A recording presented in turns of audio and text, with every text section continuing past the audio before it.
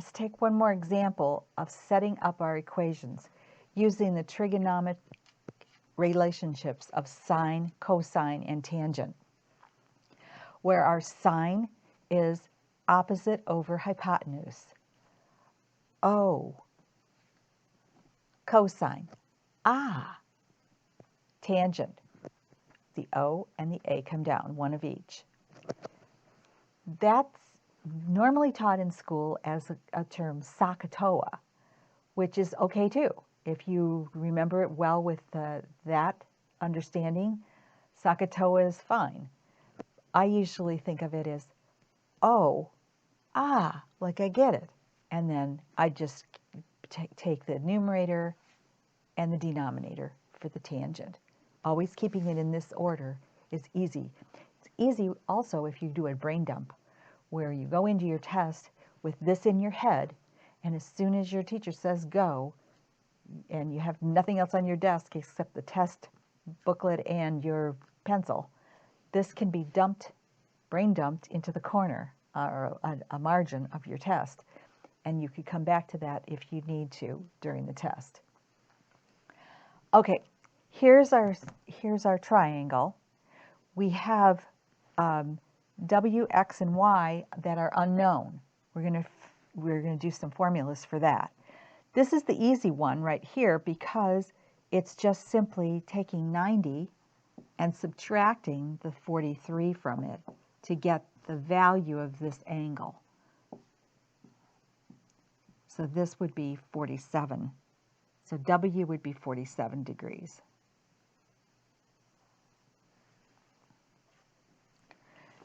Now to the trigonometry. If your focal point is here at 43 and you're trying to find Y, let's say, that's an adjacent. And we have a hypotenuse.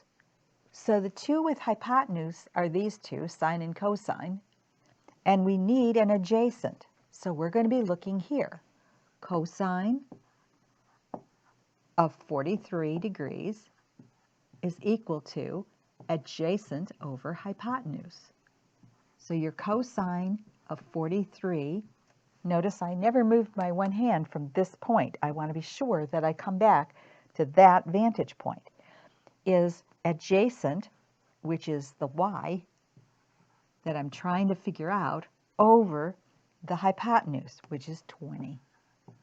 So that's my formula right there for this particular value, the length of this. Now let's shift. Now we're going to figure out the X. Again, I'm going to put my finger here. We now have an opposite, and our constant is the hypotenuse. That we knew that was 20 from the beginning. So we have an opposite and a hypotenuse. That would be sine.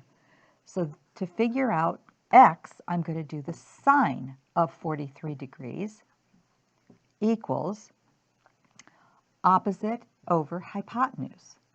The sine of 43 degrees is equal to, I don't know, that's the X that I'm trying to figure out, over the hypotenuse, which is 20. These initial setup, figuring out where the unknowns are within the problem itself, that initially sets you up to be able to crunch the numbers, to actually do the calculation. The sine degrees, these values are usually in already pre-programmed into your calculator. But there's also a listing, a chart, if you will, that gives these values too, that some textbooks have. The older textbooks always had them because we didn't have the calculators to work with back in the day.